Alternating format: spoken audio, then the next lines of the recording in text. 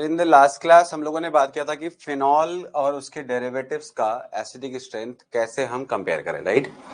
अब आज की क्लास में हम लोग बात करेंगे उससे थोड़ा आगे, और हम लोग बात करेंगे अब बेंजोइक एसिड के अंदर हम कैसे डिसाइड करें कि क्या होगा एसिडिक स्ट्रेंथ, ठीक है, उसका ऑर्डर क्या होगा। तो लिखो इसमें heading, order of acidic strength in benzoic acid and it's derivative. जल्दी लिखो बेटा। नमस्ते अंजलि, नमस्ते पार्थ बच्चों, कायरा, जय श्री कृष्णा बच्चा। चलिए, तो इन द लास्ट क्लास जो हमने बात किया था यहाँ तक हमने कंप्लीट कर लिया था, राइट। हमने बहुत सारे क्वेश्चंस के ऊपर निपटा दिए थे, 6 क्वेश्चंस हमने किए थे। अब हम लोग आज बात कर रहे हैं किसके ऊपर, तो आज हम लोग बात कर रहे हैं basically benzoic acid and it's derivative. तो लिखो इसमें हेडिंग लिखो, acidic strength in benzoic acid and it's derivatives. ठीक है, acidic strength and benzoic acid and it's derivatives. अब अगर इसमें बात करें तो स्टार्ट करते हैं पहले तो बेसिक क्वेश्चंस के साथ, और फिर उसके बाद स्लोली मैं लेवल को अप करूंगा। तो जैसे मैंने बेंजोइक एसिड बनाया, तो आप लोगों को पता है this is called benzoic acid, और उसके बाद मैंने यहाँ पे लगा दिया OH।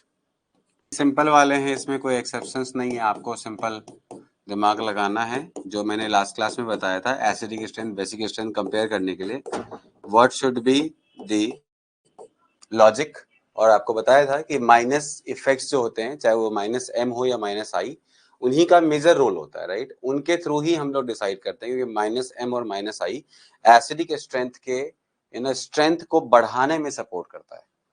तो इसके ऊपर ये 3 क्वेश्चन है, फिर से कंप्लीट करो फटाफट। इसके बाद जो क्वेश्चंस बनेंगे ना, वो एक्सेप्शनल क्वेश्चंस होंगे, जो कि थोड़ा और कंसेप्ट पढ़ने के बाद बनेंगे।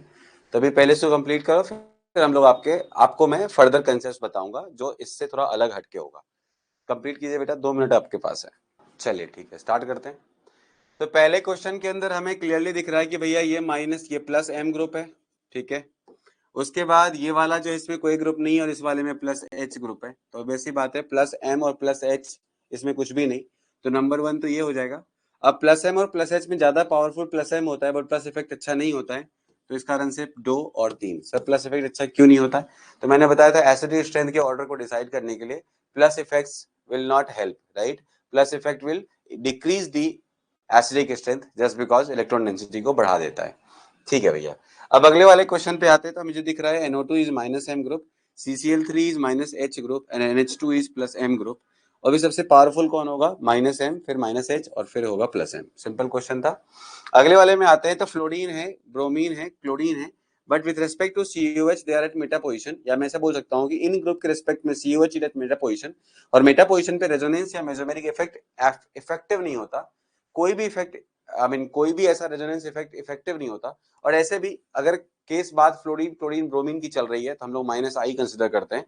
तो -i इफेक्ट कंसिडर होगा तो सबसे ज्यादा -i किसका होता है, फ्लोरीन का, फिर होता है क्लोरीन का, और फिर होता है ब्रोमीन का। सिंपल है। अब इस वाले क्वेश्चन में लास्ट क्लास की तरह मैंने बताया था कि अगर कभी भी यहाँ पे जो लगा हुआ ग्रुप है, उसके पास इलेक्ट्रॉन डेंसिटी आ गई, अगर आप चेक कर रहे हो क्या एसिडिक स्ट्रेंथ, तो आप क्या करोगे, H+ लूज करोगे।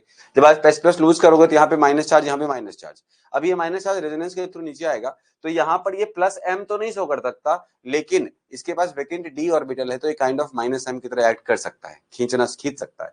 तो वैसे केस में ये -m के थ्रू, मतलब इलेक्ट्रॉन को खींचने के इफेक्ट के थ्रू, ये क्या करेगा, इस COO- के माइनस चार्ज को हेल्प आउट करेगा, और जिस कारण से मेरा आंसर क्या हो जाएगा, ये हो जाएगा। सर आप फर्स्ट में OH से हाइड्रोजन क्यों नहीं निकाल सकते। बेटा देखो, कभी भी एग्जाम्पल जब कभी भी ऐसा आए ना, तो वैसे केस में जो मोर एसिडिक हाइड्रोजन होता है उसके रेस्पेक्ट में बात करेंगे। बात समझ में आ गई। जो मोर एसिडिक हाइड्रोजन होता है उसके रेस्पेक्ट में बात करते हैं। तो मोर एसिडिक हाइड्रोजन कौन सा है, तो ये वाला है। आपको देखो इन केसेस के अंदर 2 Ka डिफाइन होगा, Ka1 और Ka2। मैंने बताया था ना डाइबेसिक एसिड्स। तो ये डाइबेसिक एसिड है, ऐसा नहीं है ये एसिडिक नहीं है, ये भी एसिडिक है, लेकिन ये ज्यादा एसिडिक है। तो मैं Ka1 के रेस्पेक्ट में बात कर रहा हूँ, Ka2 के रेस्पेक्ट में बात नहीं कर रहा। आगे समझ में आ रहा, आगे समझ में बेटा आ रहा हूँ। चलिए, अब यहाँ पे तो मैंने बोल दिया कि यहाँ पे इलेक्ट्रॉन खींच लेता है जस्ट बिकॉज ऑफ इसके पास वैकेंट d ऑर्बिटल है, और वैकेंट d ऑर्बिटल इलेक्ट्रॉन खींच के ये इसके डेंसिटी को घटा देता है और स्टेबिलिटी को बढ़ा देता है, तो मतलब ज्यादा अच्छा एसिड हो गया। अब यहाँ पे आते हैं तो इस वाले में भी ऐसा ही होगा। इस वाले में बस ये होगा कि ये CD3 और ये CS3 है, क्योंकि ये पैरा पोजीशन पे लगा हुआ है तो ऑब्वियस सी बात है यहाँ पर हम -H को एक्टिवेट कर सकते हैं। अब जो -H होता है वो CS3 का बेटर होता है CD3 से, तो अगर ये -H ज्यादा अच्छा इसका है, सॉरी माइनस नहीं +H, अगर +H इसका ज्यादा अच्छा है तो ऑब्वियस सी बात है प्लस इफेक्ट से एसिडिक स्ट्रेंथ घटती है, तो मेरा आंसर ये हो जाएगा। क्या सबका क्लियर हो गया? क्या सबके आंसर सही हुए? क्या सारे बच्चों के आंसर सही हुए? आरएफ जैन, आपका क्वेश्चन बहुत ही प्यारा था, अच्छा लगा, आप सोच पा रहे हैं, सोचने की कोशिश कर रहे हैं, दैट्स ग्रेट, आई अप्रिशिएट। किसी को कोई दिक्कत? जल्दी बोलो बेटा। अब स्टार्ट करते हैं एक बहुत ही important effect, that effect is known as SIR effect. तो हेडिंग लिखो बेटा, SIR इफेक्ट, SIR इफेक्ट। ये SIR इफेक्ट क्या होता है? तो भैया देखो, SIR का जो फुल फॉर्म होता है वो होता है स्टेरिक इनिबेशन टू रेजोनेंस। मतलब ऐसा कोई इफेक्ट जिसके थ्रू स्टेरिकली कोई चीज इनिबेट हो जाए। इनिबेट का मतलब क्या होता है? रोकना। इनिबेशन का मतलब होता है रोकना। तो अगर कोई इफेक्ट, ऐसा इफेक्ट जो सामने वाले को स्टेरिक इफेक्ट के थ्रू एक पर्टिकुलर प्रोसेस के लिए इनिबेट करे, तो वो प्रोसेस कौन सा? यहाँ पे रेजोनेंस।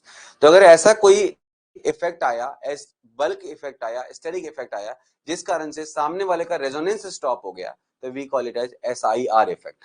अब SIR इफेक्ट को प्राइमरीली हम लोग पढ़ते तो हैं COOH वाले मॉलिक्यूल के अंदर, बट ऐसा नहीं है कि बस ये COOH वाले मॉलिक्यूल में ही लगता हो। ये इफेक्ट मेजरली उन सारे में लग जाता है जहां पर just after the ring sp2 carbon containing functional group हो, या फिर NO2 ग्रुप हो, बिकॉज वहां पे नाइट्रोजन भी sp, देखो आपने देखा होगा डबल बॉन्डेड है, राइट? नाइट्रोजन भी डबल बॉन्डेड है NO2 के अंदर। तो अगर मान लो कहीं पर NO2 लगा हुआ है तो इसके अंदर भी SIR सिग्निफिकेंट हो जाता है। अगर कहीं पर लेट्स सपोज, देखो यहाँ पर भी अगर देखो, जो देखा जाए तो ये ऐसा कुछ है, राइट? ऐसा कुछ है, ये ऐसा है। तो इस वाले का अगर कोई हाइब्रिडाइजेशन पूछेगा तो आंसर है sp2 हाइब्रिडाइजेशन है, राइट? क्योंकि इसके पास कोई लोन पेयर नहीं है, 3 बॉन्ड पेयर है, तो हाइब्रिडेशन sp2 हो गया। या फिर कहीं तुम्हें CHO दिख गया, तो ये भी तुम्हारा, तुम देख सकते हो C डबल बॉन्ड O और H है, तो ये भी तुम्हारा sp2 कार्बन है, राइट? जैसे तुम्हारा COOH हो गया, तो COOH के अंदर भी अगर आप देखोगे तो ये भी कार्बन क्या है? तुम्हारा sp2 है। तो यहाँ भी आप SIR इफेक्ट कंसीडर कर सकते हैं। मतलब ऐसे कोई भी पर्टिकुलर फंक्शनल ग्रुप जिसमें कि जुड़ा हुआ एटम आपके sp2 है, अगर नाइट्रोजन है तो नाइट्रोजन, अगर कार्बन है तो कार्बन, तो वहां पर हम SIR को इम्प्लीकेट, आई मीन SIR को इम्प्लीमेंट कर देते हैं। अब SIR इफेक्ट होता क्या है? तो नाम से क्लियर है, ऐसा कोई इफेक्ट जहां पे स्टेरिकली कोई चीज रेजोनेंस को इनिबेट कर रहा हो। स्टेरिक का मतलब क्या होता है सर? मास। अगर बड़े मास के आने से कोई चीज रेजोनेंस करना बंद कर दे, सर कैसा क्यों होगा? ऐसा इसलिए होगा क्योंकि जब दो बड़े मास लगे हुए होंगे तो वो क्या करेंगे? सामने वाले को जो रेजोनेंस कर रहा था उसको आउट ऑफ द प्लेन कर देंगे, और जब वो आउट ऑफ द प्लेन हो जाएगा तो रेजोनेंस कंडीशन ही लॉस हो जाएगा, क्योंकि रेजोनेंस कहता है कि जहां भी रेजोनेंस हो रहा होगा वो सारे के सारे पार्टिसिपेटिंग एटम सेम प्लेन में होंगे। और अगर तुम्हारे दो बल्की ग्रुप ने सामने वाले को आउट ऑफ द प्लेन कर दिया तो वो रिंग के प्लेन से बाहर चला गया, और जब वो रिंग के प्लेन से बाहर चला गया तो ऑब्वियसली वो SIR इफेक्ट नहीं शो कर सकता। सर एग्जांपल देके समझाओगे तो ज्यादा समझ में आएगा। बिल्कुल, लेकिन बच्चों सुनना, डोमिनेंटली जो बच्चे, जो टीचर पढ़ाते हैं, जो आपको कहीं भी नोट्स वोट्स में मिलेगा वो इसके लिए मिलेगा, लेकिन बेटा ध्यान रखना इन पे भी लगता है, और इन पे लगा के भी बहुत ही ब्यूटीफुल क्वेश्चंस फ्रेम किए जा सकते हैं, जो मैं आज फ्रेम करूंगा आपके सामने। अब सुनना, होता क्या है, कहीं पे दिखाओ सर इफेक्ट क्या होता है। बिल्कुल दिखा, ये तुम्हारा बेंजीन रिंग था, बिल्कुल। अब यहां पर तुम्हारे पास एक COOH लगा हुआ था, ठीक है भैया? तो ये COOH जो है ये कुछ इस तरह से होगा कि डबल बॉन्ड, यहां पर डबल बॉन्ड, अरे यार, यहाँ पे डबल बॉन्ड O होगा और यहाँ पर OH लगा होगा, ठीक है? अब लेट्स सपोज इसके इस पोजीशन पर एक मैंने बल्की ग्रुप CH3 को इंट्रोड्यूस कर दिया। मैंने यहाँ पर एक बल्की ग्रुप CH3 को इंट्रोड्यूस कर दिया। बल्की होता है मिथाइल, बिल्कुल होता है बल्की। तो अगर ये मिथाइल बल्की ग्रुप है जिसको हमने इंट्रोड्यूस कर दिया, या CCl3 इंट्रोड्यूस कर दिया, या आइसोप्रोपाइल इंट्रोड्यूस कर दिया, या टर्सरी ब्यूटाइल इंट्रोड्यूस कर दिया, मतलब कुछ भी ऐसा जो बहुत ही ज्यादा बल्की है, अगर वो बल्की ग्रुप या इथाइल इंट्रोड्यूस कर दिया, अगर वो बल्की ग्रुप यहाँ आ गया तो वो क्या करता है? वो इस पर्टिकुलर ग्रुप को स्टेरिकली हिंडर्ड करके आउट ऑफ द प्लेन कर देता है, और जैसे ही आउट ऑफ द प्लेन हो जाएगा तो क्या होगा? बेसिकली अब देखो एसिड है तो एसिड का काम तो एक ही है, क्या, H+ को लूज करना। तो वो H+ को लूज तो करेगा, लेकिन जब H+ को लूज करेगा तो तुम्हें क्या मिलेगा कि ये जो है तुम्हारे ये आउट ऑफ द प्लेन हो चुका है, राइट। अगर ये आउट ऑफ द प्लेन हो चुका है तो वैसे केस में आपको इस रिंग के साथ रेजोनेंस नहीं दिखेगा। और अगर इस रिंग के साथ रेजोनेंस नहीं दिखेगा तो फिर क्या होगा, फिर ये होगा कि ये जिस प्लेन में है उस प्लेन में ये तीनों तो सेम प्लेन में है, मतलब ये रिंग के प्लेन में नहीं है तीनों एटम, लेकिन जिस भी प्लेन में है वहां पर ये तीनों सेम प्लेन में है, बिकॉज ये कार्बन sp2 है, राइट। तो वैसे केस में क्या हुआ, ये आउट तो हो गया, लेकिन प्रॉब्लम हुई, मतलब ये अच्छा क्या हुआ, अच्छा ये हुआ कि ये तीनों अपना एक प्लेन मेंटेन कर रहे हैं, ठीक है। और उसके प्लेन में ये रिंग नहीं है आपका।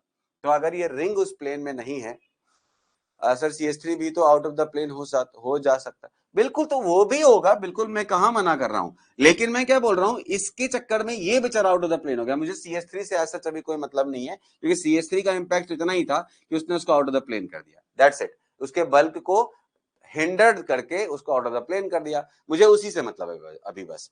अब जैसे ये आउट ऑफ द प्लेन हुआ तो ये क्या करेगा, ये अपने प्लेन में आपस में रेजोनेंस करेगा, मतलब ये कि यहां पर तुम्हें आइडेंटिकल रेजोनेटिंग स्ट्रक्चर वाला केस बनेगा, और ये यहां से यहां, ये यहां से यहां।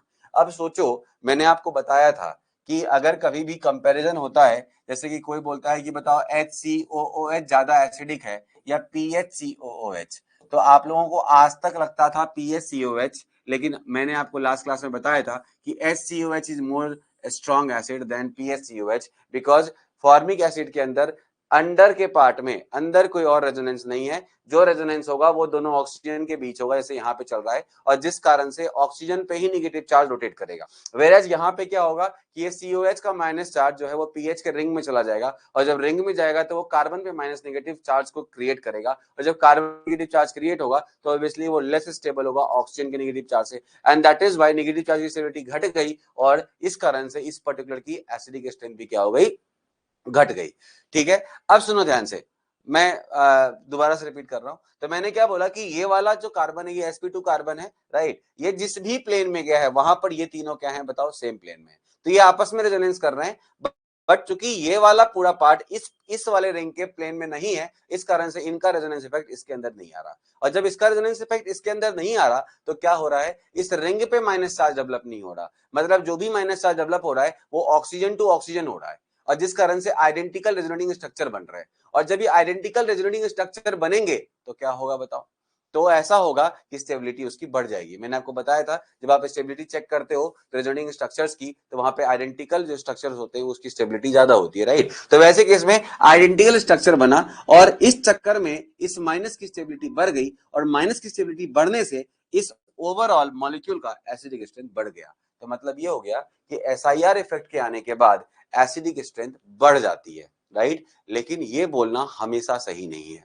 सर ऐसा क्यों, ऐसा क्यों, क्योंकि मैं तुमको उस एग्जांपल दूंगा जहां पे SIR इफेक्ट होने के कारण एसिडिक स्ट्रेंथ घट गई। अब वो एग्जांपल कौन से होंगे कुछ समय के बाद आएंगे, लेकिन स्ट्रेट फॉरवर्ड अगर कहीं पे स्टेटमेंट लिखा है कि on increasing the SIR effect acidic strength increases, तो बिल्कुल स्टेटमेंट गलत है, because this is not a general statement. ये डिपेंड करता है SIR किस पे लग रहा है। अगर SIR COH पे लग रहा है तो यस इट विल इंक्रीज, लेकिन लेट सपोज कोई ऐसा भी ग्रुप है जहां SIR लग के एसिडिक स्ट्रेंथ घटा दे रहा है।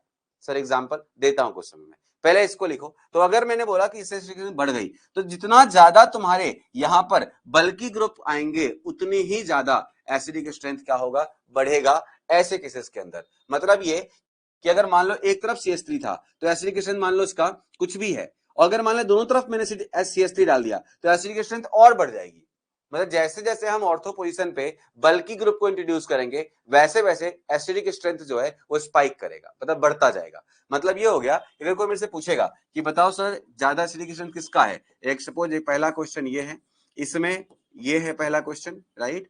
फिर दूसरा क्वेश्चन ये है जहां पे मैंने क्या करा कि यहां पर एक CH3 ले आए, और यहां पर एक मिथाइल को, सॉरी यहां पर एक COH आया, और यहां पे मैंने एक मिथाइल को ऐड कर दिया। और फिर एक क्वेश्चन ऐसा आया जिसमें मैंने यहां पर एक COH ऐड किए, और एक मिथाइल यहां और एक मिथाइल यहां। अब कोई पूछता है बताओ इन तीनों में कंपैरिजन करके बताओ सबसे ज्यादा एसिडिक स्ट्रेंथ किसका होगा, तो आंसर है सबसे ज्यादा एसिडिक स्ट्रेंथ इसका होगा, फिर इसका होगा, फिर इसका होगा। लेकिन ध्यान रखना this is only valid when you have bulky group at, when you have bulky group at क्या बेटा, ortho position, that is why this effect is also known as ortho effect.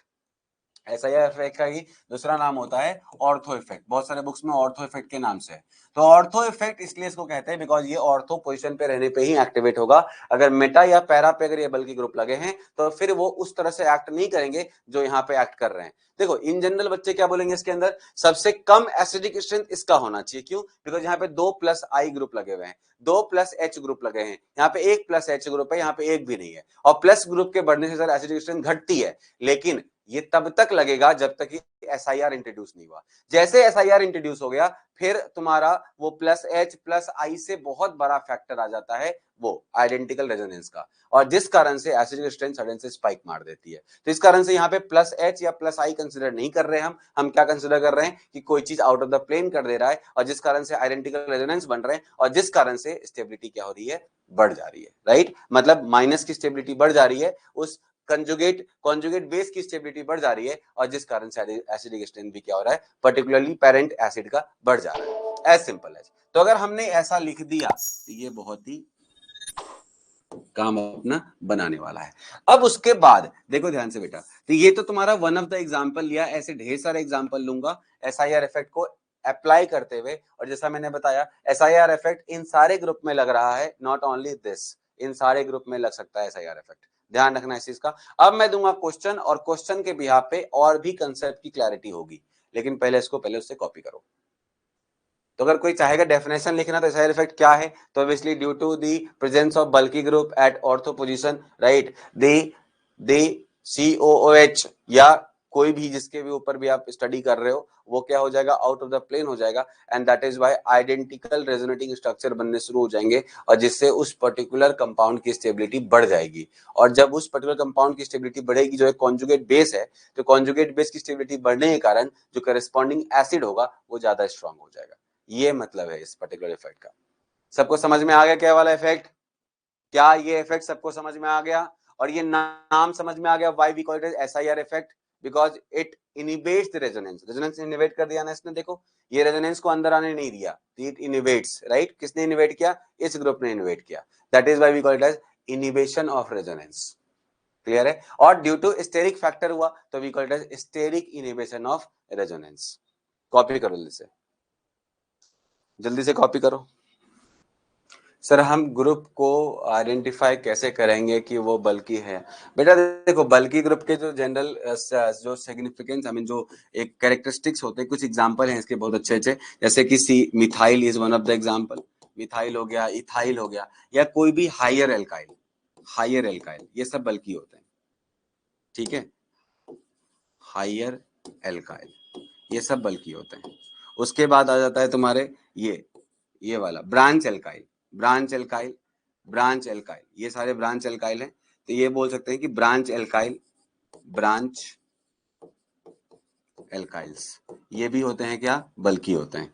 उसके बाद ये branch alkyl isopropyl, this is tertiary butyl, right? ये वाला free valency है, यहाँ पे ये वाला फ्री वैलेंसी है। उसके बाद अगर मान लो तुम्हारे पास कहीं पे CCl3 दिख गया, CBr3 दिख गया, अब ये सब काफी बल्कि होते हैं, CI3 दिख गया, ये सब बहुत बल्कि हैं। कहीं SO3H दिख गया, ये सब बल्कि ग्रुप होते हैं, इनको सबको बल्कि के तौर पे कंसिडर करते हैं, और इससे बाहर कोई एग्जांपल आता नहीं है, ठीक है बेटा? इससे बाहर तुमको मिलेगा नहीं। अब मान लो कहीं पे लिखा हुआ है कि हायर, अब जब इसी के अंदर बहुत सारे आ गए ना, इसके अंदर तो इन्फिनाइट एग्जांपल आ सकते हैं, इसके अंदर भी बहुत सारे एग्जांपल आ सकते हैं। इसके अंदर देखो ये सारे बहुत ही नॉन फेमस कंपाउंड्स हैं, तो ये बल्कि नेचर के लिए बहुत फेमस है, जाने जाते हैं बल्कि नेचर के लिए। बट मेजरली जो एग्जाम में क्वेश्चंस आते हैं वो आइसोप्रोपाइल, मिथाइल, इथाइल और टर्शियरी ब्यूटाइल और CCl3, इनके ऊपर मोस्टली होते हैं। सर बल्कि ग्रुप बढ़ाने से भी तो उतना ही आइडेंटिकल रेजोनेंस होगा? नहीं बेटा, देखो कायरा तुम लोग ना फिर वही बात करते हो। मैंने तुम लोगों को एक बार हमेशा बताया कि बेटा जनरल अप्रोच रखना चाहिए। तुम लोग अच्छे बुक्स पढ़ते नहीं हो, इस कारण से तुम्हें ये बात समझ में नहीं आती है। मैं तुमको बहुत बार बोला है, अगर कभी भी किसी जनरल बुक को पढ़ोगे, किसी अच्छे बुक्स को पढ़ोगे, तो वो कभी भी तुमको 0-1 की आइडिया नहीं देता। 0-1 का आइडिया नहीं होता। ये केमिस्ट्री है, दिस इज नॉट फिजिक्स, कि फिजिक्स में ये लगा और वो नहीं लगा, ऐसा नहीं होता। या तो कोई भी चीज लग रहा होता है, कोई चीज प्रेजेंट कंटिन्यूअस में चल रहा होता है, हाँ या ना वाला स्कोप नहीं होता ऑर्गेनिक केमिस्ट्री के अंदर। लेकिन चूंकि तुम्हारे क्लास का सिलेबस ऐसा है, तुम्हारे एग्जाम का नेचर ऐसा है कि तुम्हें हाँ या ना करना पड़ता है, लेकिन कहीं कहीं पे जब कंपैरेटिव स्टडी पूछी जाए तो कंपैरेटिव स्टडी में हमेशा हम प्रेजेंट कंटिन्यूअस में बात कर रहे होंगे, मतलब ये ज्यादा लगा रहा होगा, ये थोड़ा कम लगा रहा होगा, इसमें नहीं होगा, इसमें कुछ ज्यादा ही आउट होगा, तो जो थोड़ा बहुत पॉसिबिलिटी था अंदर आने का वो भी इनिबेट कर रहा होगा, ये थोड़ा बहुत पॉसिबिलिटी को इनिबेट नहीं कर पा रहा होगा, ये बिल्कुल नहीं कर पा रहा होगा। बात समझ में आ गया बेटा? बात समझ में आ गया कायरा? मतलब बोलते ना, उसने जहर खा लिया, उसने भी जहर खा लिया, तो सर दोनों तो मरेंगे, तो कौन ज्यादा मरेगा कौन कम मरेगा, ऐसा थोड़ी होता है। नहीं नहीं नहीं, दोनों ने जहर खाया, दोनों परेशान हुए, हो सकता है दोनों में से कोई ना मरा, ये भी तो हो सकता है। दोनों परेशान हुए, जो ज्यादा जहर खाया वो ज्यादा परेशान हुआ, जो कम जहर खाया वो थोड़ा कम परेशान हुआ। हरी बस में एक बहुत ज्यादा खा गया तो वो मर गया। ठीक है, तो इसलिए मैंने बोला ना, ये जो बुक है जैसे Peter Sikes one of the book है जो मेरे हमेशा स्टडीबल पे होता है, मैं इसको पढ़ता ही रहता हूँ, इसको जितनी बार पढ़ो उतना कम है, तो जितना बार पढ़ता हूँ उतना बार कुछ नया इंसाइट मिलता है, और थोड़ा सा आप जर्नलिस्टिक अप्रोच के साथ केमिस्ट्री सीखोगे। तो फिर फिजिकल केमिस्ट्री की तरह ऑर्गेनिक और इनऑर्गेनिक को लेके मत चलो। जो लोग ऐसा लेके चलते हैं वही लोग इस चीज के साथ फाइट कर रहे होते हैं कि यार ऑर्गेनिक या इनऑर्गेनिक केमिस्ट्री में ना बहुत सारे एक्सेप्शन है। एक्सेप्शन कुछ नहीं है, you just have to be bit bit क्या बताओ, सब्जेक्टिव, राइट? ऑब्जेक्टिव होने से नहीं बनेगा काम। क्लियर है बेटा? चलो ठीक है, अब इससे आगे बढ़ते हैं और इससे आगे अब हम लोग क्वेश्चन करते हैं, राइट? तो लिखेंगे इसके ऊपर question, compare compare the acidic strength, compare the acidic strength. Sir एक डाउट भेजा था, अच्छा ठीक है बता दूंगा। कंपेयर दी acidic strength, SIR effect ortho position पे ही होता। हाँ जी, मेटा और पैरा बहुत दूर हो जाएगा तो वहां से बल्कीनेस इतना भी नहीं इफेक्ट करेगा कि सामने वाले को आउट ऑफ द प्लेन कर दे। ठीक है बेटा, चलिए कंप्लीट कीजिए इसको। सारे ऑर्थो इफेक्ट के ऊपर क्वेश्चन है, सारे हो जाने चाहिए। All questions are based on ortho effect. अब पहला क्वेश्चन अगर आप देखोगे तो पहला क्वेश्चन तो स्ट्रेट फॉरवर्ड है, सिंपल दिख रहा है कि भाई इसके अंदर यहां पर लग रहा होगा ऑर्थो इफेक्ट, यहां पे लग रहा होगा प्लस आई, और यहां लग रहा होगा प्लस एच। ऑर्थो ने तो जीत गया, मतलब ये तो रैंक 1 होना ही चाहिए, फिर प्लस आई और फिर प्लस एच। ठीक है, यहां लग रहा होगा ऑर्थो इफेक्ट, यहां लग रहा होगा माइनस आई इफेक्ट, और यहां लग रहा होगा माइनस एच इफेक्ट। तो भाई ऑर्थो तो रैंक 1 हो जाएगा, फिर माइनस एच और फिर माइनस आई, सिंपल है एकदम। अगले वाले में आते हैं, तो यहाँ पर बल्कि है, ये और बल्कि है, ये सबसे बल्कि है। जितना बल्कि उतना आउट ऑफ द प्लेन, उतना ज्यादा आइडेंटिकल, जितना आइडेंटिकल उतनी ज्यादा basic strength of conjugate base, I mean stability of conjugate base. And stability of conjugate base अगर ज्यादा है तो ऑब्वियस सी बात है उसका करस्पॉन्डिंग एसिड स्ट्रांग होगा। यहाँ पर देखो तो यहाँ पे लग रहा है ऑर्थो इफेक्ट, यहाँ पे लग रहा है प्लस आई इफेक्ट, यहाँ भी लग रहा है प्लस आई इफेक्ट, और यहाँ पे कोई इफेक्ट नहीं। तो नंबर 1 तो ये हो जाएगा, नंबर 2 ये होगा, और नंबर 3 ये हो जाएगा। अब यहाँ पे आ जाओ तो देखो ये वाला क्वेश्चन कितना ब्यूटीफुल है, देखो ध्यान से बेटा। अभी तक हमने क्या पढ़ा कि ऑर्थो इफेक्ट से, अभी तक हमने पढ़ा कि ऑर्थो इफेक्ट से आई मीन एसिडिक स्ट्रेंथ बढ़ जाता है, बट इस कंडीशन में घट जाता है क्योंकि ऑर्थो इफेक्ट इसके ऊपर नहीं लग रहा। लेकिन मैंने बताया था ortho effect can be seen in NO2 as well, right? तो NO2 पे ऑर्थो इफेक्ट लगा के उल्टा कर गया, गड़बड़ कर गया। गड़बड़ क्या क्या सुनना, जब ऑर्थो इफेक्ट नहीं लग रहा था तो this was supposed to be minus M, right? NO2 is a known minus M group, very powerful minus M group। लेकिन जैसे ऑर्थो इफेक्ट लगा ये माइनस एम लगाना बंद कर देगा। क्यों बंद कर देगा? क्योंकि ये रिंग से ही आउट हो गया। अगर रिंग के प्लेन से ही आउट हो गया तो ऑब्वियस सी बात है रिंग के प्लेन के परपेंडिकुलर चला गया। तो रिंग के प्लेन के अगर आउट हो जाएगा तो वैसे केस में ऑब्वियस सी बात है ये रिंग के साथ रेजोनेट नहीं कर पाएगा, और जब रेजोनेंस ही रिंग के साथ नहीं करेगा तो माइनस एम तो सवाल ही नहीं उठता, क्योंकि माइनस एम होता कैसे है, तो माइनस एम होता ही रिंग के आई मीन रेजोनेंस से है। तो अगर रेजोनेंस ही नहीं कर पाएगा तो माइनस एम किस बात का। तो इस कारण से इफेक्टिवली ये शो कर रहा होगा प्लस आई, ये शो कर रहा होगा प्लस आई, और ये शो कर रहा होगा माइनस आई। वेर एज यहाँ पर इसको आउट करने वाला कोई नहीं है तो ये शो कर रहा होगा माइनस एम, ज्यादा सीरीज इसकी हो गई। इसलिए मैंने बोला था कि ऑर्थो इफेक्ट के बढ़ने से जरूरी नहीं है कि एसिडिक स्ट्रेंथ हमेशा बढ़े, वो डिपेंड करता है किसके ऊपर ऑर्थो इफेक्ट लग रहा है। अगर वो COH के ऊपर लग रहा होगा तो बढ़ा रहा होगा। अगर कोई ऐसा ग्रुप जो इसकी एसिडिक स्ट्रेंथ को बढ़ाने में हेल्प कर रहा है -M के थ्रू, अगर उसके ऊपर ऑर्थो लग गया तो एसिडिक स्ट्रेंथ घट जाती है, क्योंकि इसका -M वाला इंपैक्ट ही खत्म हो जाता है। चलिए अब इस वाले पे आते हैं। तो इस वाले में देखो साइनाइड है, NO2 है, तो भैया साइनाइड को तो आप आउट ऑफ द प्लेन कर ही नहीं सकते, बिकॉज sp कार्बन है। मैंने बताया था sp2 होना चाहिए, sp कार्बन को हम आउट ऑफ द प्लेन कर ही नहीं सकते। तो अगर ये आउट ऑफ द प्लेन नहीं हो सकता तो क्या होगा, क्योंकि लीनियर स्ट्रक्चर है, आउट ऑफ द प्लेन हो है नहीं।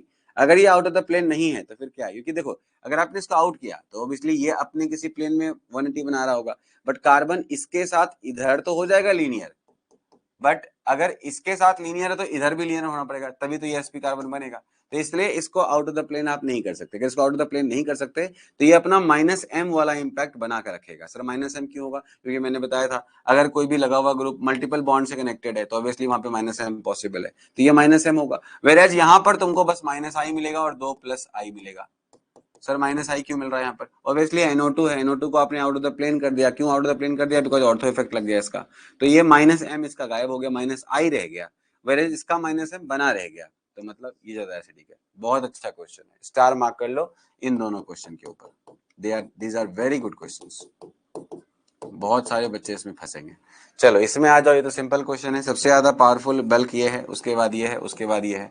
जितना ज्यादा powerful bulk at ortho position with respect to COH group, उतनी ज्यादा एसिडिक स्ट्रेंथ।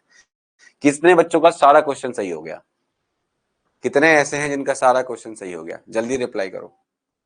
कितने बच्चे ऐसे हैं जिनका सारा क्वेश्चन सही हो गया, लिखो बेटा, कोई बात नहीं, इट्स ओके।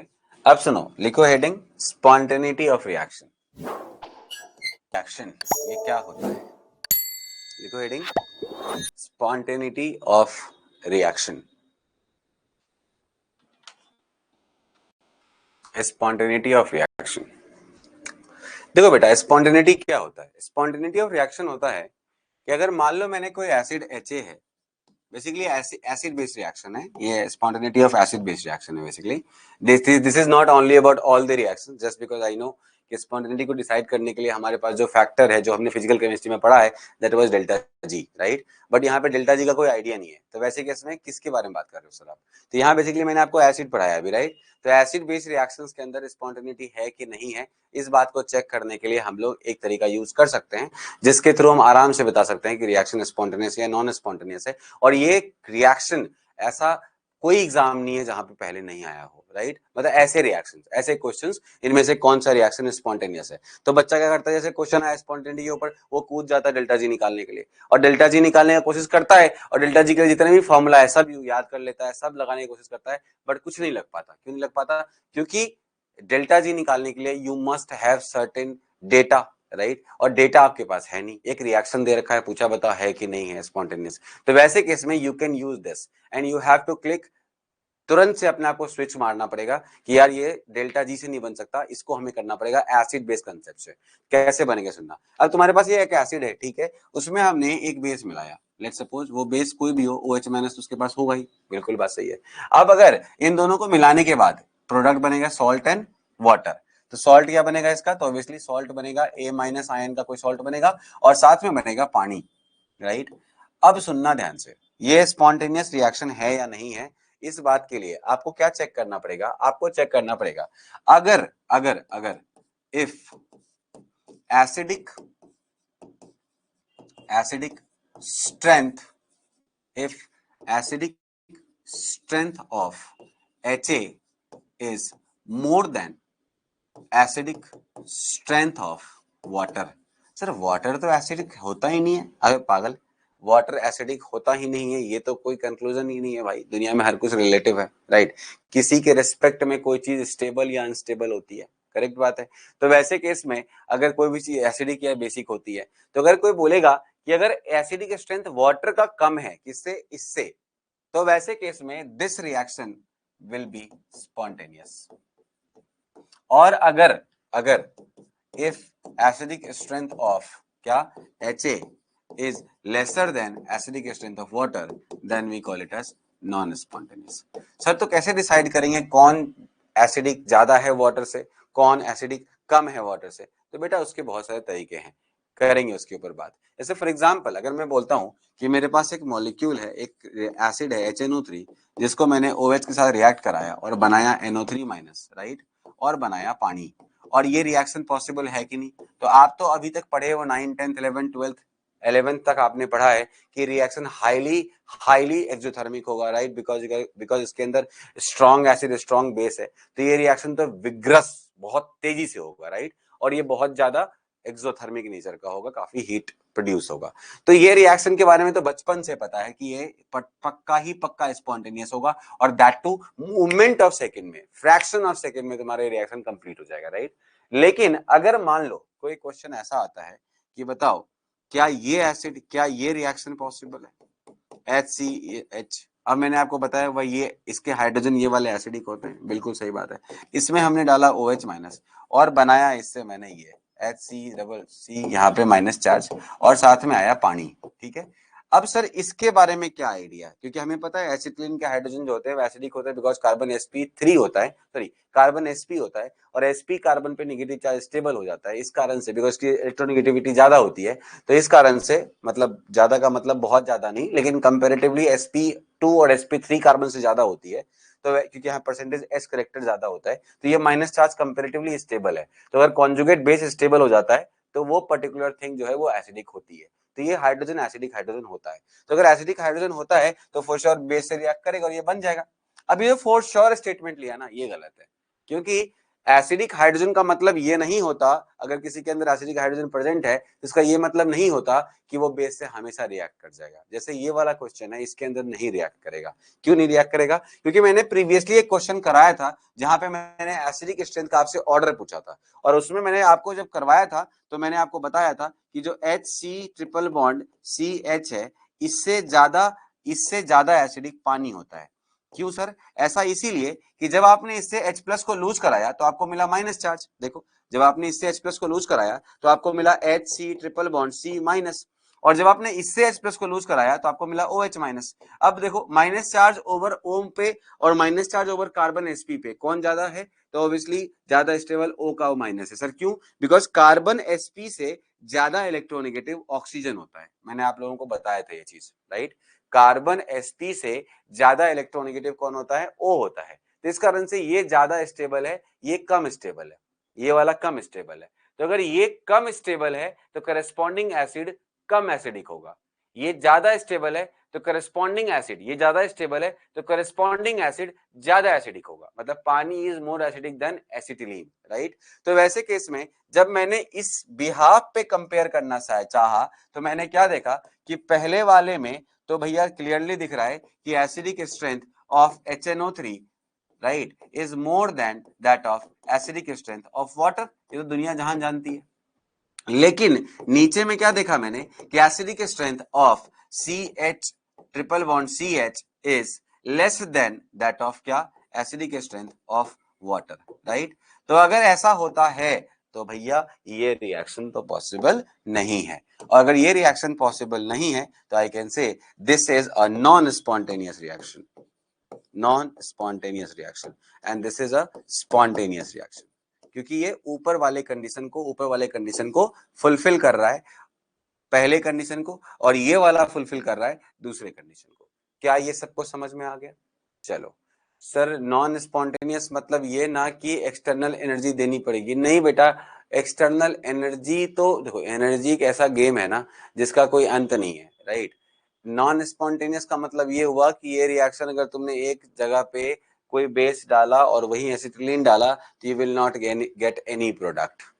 बात समझ में आ गई? You will not get these products, right. ये प्रोडक्ट आपको नहीं मिलेंगे। अब सुनना ध्यान से, नॉन स्पॉन्टेनियस का मतलब यहाँ एंडोथर्मिक नहीं है, ध्यान रखना इस चीज का, क्योंकि आपको बताया था spontaneity is not about delta H, it is about delta G।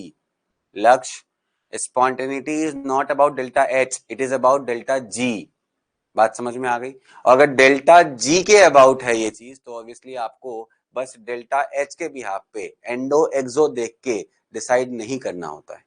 Delta H could be one of the factor but it is not the sole factor.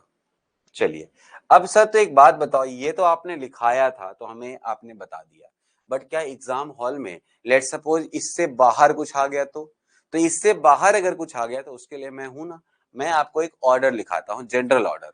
General order में हम आपको बताएंगे कि कौन आपके ज्यादा एसिडिक है और कौन आपके कम एसिडिक है। तो लिखेंगे इसमें बेटा जनरल ऑर्डर। देखो जनरल ऑर्डर में सबसे ज्यादा जो हमारा एसिडिक होता है वो होता है सल्फोनिक एसिड्स। जो सल्फोनिक के एसिड्स होते हैं वो सबसे ज्यादा एसिडिक होते हैं। सर ऐसा क्यों होता है? ऑब्वियस सी बात है, यहाँ पे माइनस चार्ज आएगा। फिर सल्फोनिक के एसिड्स ऐसे भी सल्फ्यूरिक एसिड से डिराइव्ड होते हैं, और डिराइव्ड होगा सल्फ्यूरिक एसिड, इसका पेरेंटल एसिड है, तो ऑब्वियसली एसिडिक स्ट्रेंथ कंपैरेटिवली क्या होगी? बहुत ज्यादा होगी। और साथ में यहाँ क्लियरली दिख रहा है ढेर सारे रेजोनेंस बन रहे हैं, ओ पे माइनस है, काफी स्टेबल है, इनऑर्गेनिक एसिड की तरह बिहेव करेगा लगभग। तो इस कारण से इसकी एसिडिक स्ट्रेंथ जो होती है वो कंपैरेटिवली अदर ऑर्गेनिक एसिड से ज्यादा होती है। मतलब अगर ऑर्गेनिक एसिड्स के अंदर कार्बोक्सिलिक है, सल्फोनिक है, राइट, और एल्कोहलिक है, तो ऑब्वियसली सल्फोनिक का जो प्रायोरिटी है वो सबसे ऊपर होता है। ठीक है, उसके बाद कौन होता है सर? तो उसके बाद कार्बोक्सिलिक का नंबर आता है RCOOH। ठीक है, उसके बाद एक फिनॉल सेगमेंट में आते हैं एक भैया, उनका नंबर आता है, और वो कौन होते हैं? तो वो फिनॉल सेगमेंट में ये होते हैं, इसको बोलते हैं हम लोग पैरा नाइट्रोफिनॉल। ये काफी अच्छा एसिड के तौर पे माना जाता है। सर काफी अच्छा का मतलब तुमको ऑर्डर दिख ही रहा है, तो मतलब समझ में आ गया हो, काफी अच्छा का मतलब थर्ड नंबर पर है, ये फर्स्ट नंबर पे नहीं है।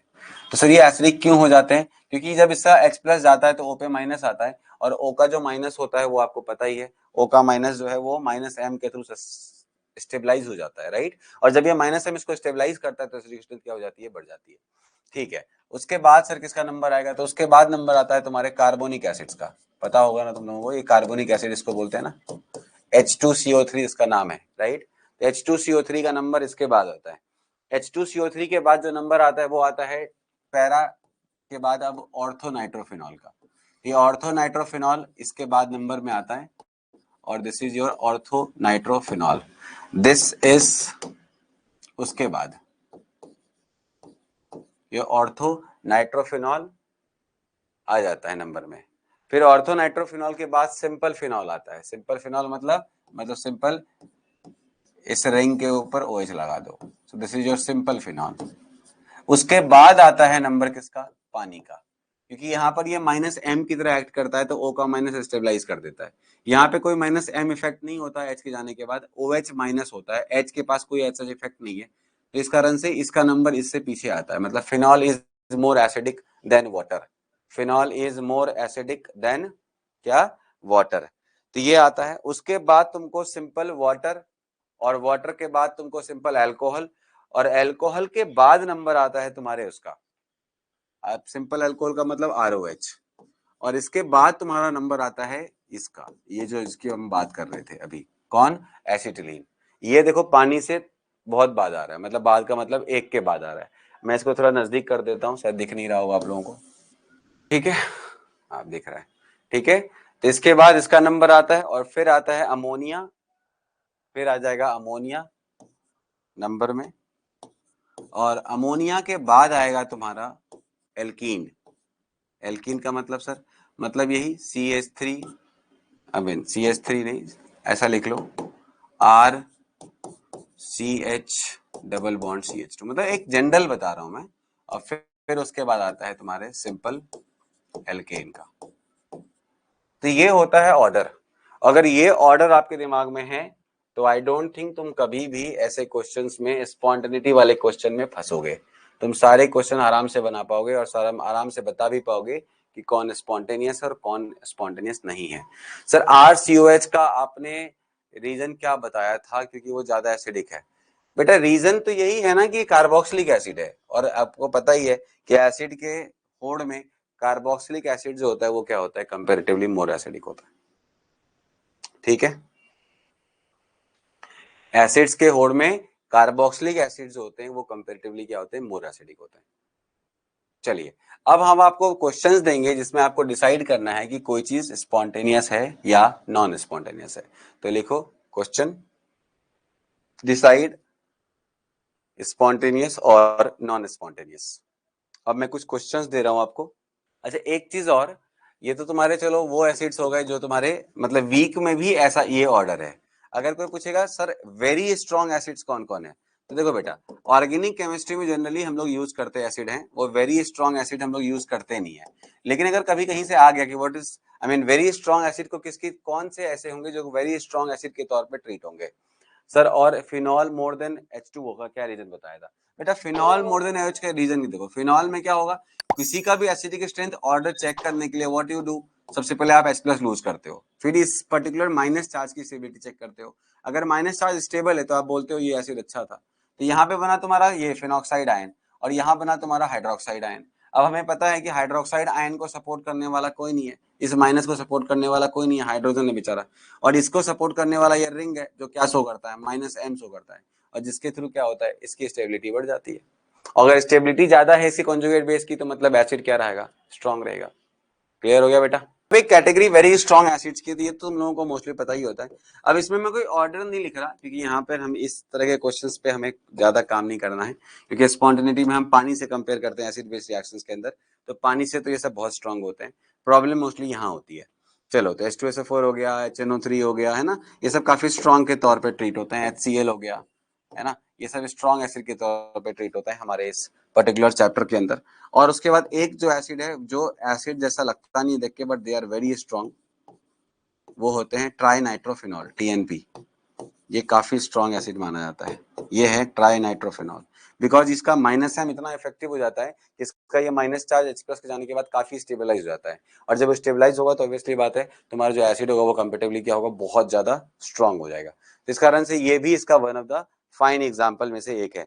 दे आर हाईली क्या, they are highly acidic in nature, मतलब they are considered to be very high acidic, right. और उसके बाद सर, तो उसके बाद एक ये है जो एसिडिक के तौर पे काफी स्ट्रॉन्ग माना जाता है, सो दिस इज योर, ये है जो एसिड के तौर पे स्ट्रॉन्ग माना जाता है। उसके बाद और भी कोई एग्जांपल है तो HCl4 ले लो, ये भी स्ट्रॉन्ग एसिड के तौर पे ट्रीट होता है, जो ऑर्गेनिक केमिस्ट्री में हम जनरली यूज करते हैं। तो ये सारे एग्जांपल हैं जो स्ट्रॉन्ग एसिड्स के एग्जांपल हैं। चलिए, अब क्या करते हैं हम लोग, अब हम लोग करते हैं कुछ क्वेश्चंस बेस्ड ऑन दिस। तो लिखो, डिसाइड स्पॉन्टेनियस और नॉन स्पॉन्टेनियस, ठीक है। हाँ जी बेटा, बिल्कुल लक्ष्य। अब आते हैं इसका कॉमन नेम है बेसिकली, वो IUPAC नेमिंग नहीं है। तो कुछ क्वेश्चंस करते हैं, तो लिखो डिसाइड स्पॉन्टेनियस और non spontaneous. Question number 1, HCl प्लस NaNH2। बेसिकली इन सब में हम अमोनिया बना रहे हैं, तो अमोनिया बनाएंगे, पानी नहीं निकल रहा, कोई बात नहीं, अमोनिया निकलेगा। तो अमोनिया के केस में क्या होगा वो भी चेक कर सकते हैं आराम से, क्योंकि हमें यहाँ ऑर्डर पता है, ऑर्डर पता है तो हम अमोनिया से भी कंपेयर कर सकते हैं। जैसे वहां पे हम पानी से कंपेयर कर रहे थे ना बेटा, इन सारे रिएक्शंस पे हम पानी से कंपेयर कर रहे हैं, राइट। ये जो हमने यहाँ लिया है ना एग्जांपल, यहाँ पे हमने पानी से कंपेयर किया है। अब अगर मान लो यहाँ पर OH माइनस की जगह NH2 माइनस है, तो यहाँ क्या बनेगा, यहाँ बनेगा NH3। और अब हम किससे कंपेयर करेंगे, NH3 से, मतलब जहां पे मैंने H2O लिखा है वहां पे क्या लिख दूंगा, NH3, और फिर कंपेयर करूंगा। अगर वो एसिडिक कम होगा तो रिएक्शन स्पॉन्टेनियस है, नहीं तो नॉन स्पॉन्टेनियस है, एज सिंपल एज, ठीक है। यहाँ पे कंफ्यूज नहीं करना है, इन सारे रिएक्शंस के अंदर NH3 निकलेगा, मतलब जब इसको आप रिएक्ट कराओगे तो बनेगा NaCl प्लस NH3। तो अब आपको सॉल्ट से कंपेयर नहीं करना है, अब आपको कंपेयर करना है अमोनिया से। जैसे हम पीछे पानी से कंपेयर कर रहे थे ना, तो हम अमोनिया से कंपेयर करेंगे HCl को, राइट। वैसे यहाँ पर हम क्या बनाएंगे, तो हम सॉल्ट से फिर से कंपेयर नहीं करेंगे, हम CH3OH में NaNH2 डालेंगे, तो ये बन जाएगा Na, ऐसा CH3ONa, राइट। तो CH3ON इसको बोलते हैं सोडियम मिथॉक्साइड, और साथ में बनेगा अमोनिया। तो फिर से मुझे किससे कंपेयर करना है, अमोनिया कंपेयर करना है, किससे, CH3OH से। अगला वाला है, अगला वाला हमने सॉल्व किया तो हमें मिला CH3COONa, that is sodium acetate, और साथ में बना अमोनिया। तो फिर से मैं अमोनिया कंपेयर करूंगा किससे, तुम्हारे इस एसिड से, जो एसिड था इसमें से, इन दोनों में से ये एसिड है और ये बेस है, इसको बोलते हैं सोडामाइड, राइट। NaNH2 अच्छा बेस होता है, राइट, ये सब अच्छे बेस हैं, क्योंकि नाइट्रोजन के पास लोन पेयर है और साथ में नाइट्रोजन के पास एक निगेटिव चार्ज भी है। अगर Na+ निकलेगा तो NH2- बचेगा, तो वो क्या है, एक अच्छा बेस है। सिमिलरली यहाँ पर हम जब बनाएंगे तो हमें मिलेगा CH3 C और यहाँ आ जाएगा Na- और प्लस, और साथ में बाहर क्या निकलेगा, NH3। तो फिर से मैं किससे कंपेयर करूंगा, अमोनिया से कंपेयर करूंगा, किसको, इसको कंपेयर करूंगा, राइट। वैसे ही और भी क्वेश्चन कर लेते हैं। यहाँ पे मैं कंपेयर किससे करूंगा, अब मैं अमोनिया से कंपेयर नहीं करूंगा, अब मैं कंपेयर करूंगा H2CO3 से, क्योंकि यहाँ जो बनने वाला है वो बनने वाला है H2CO3। तो H2CO3 भी किससे एसिडिक किससे कम एसिडिक, वो सब मैंने आपको बता रखा है। 7 के बाद 8 नंबर पे आते हैं, तो सिंपल फिनॉल ले लेते हैं।